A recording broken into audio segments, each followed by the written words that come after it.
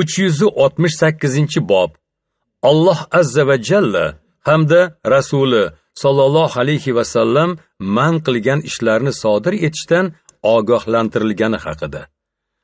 Alloh taolo dedi: Payg'ambarning amriga xilof ish qiladigan kimsalar o'zlariga biron fitna, kulfat yetib qolishidan yoki alamli azob yetib qolishidan hazir bo'lsinlar.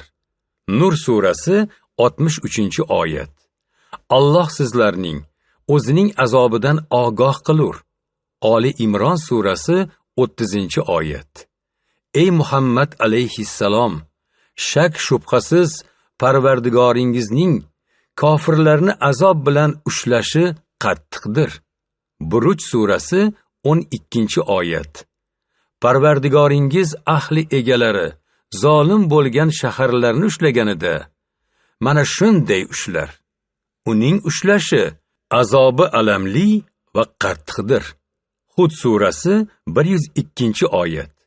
1806-hadis.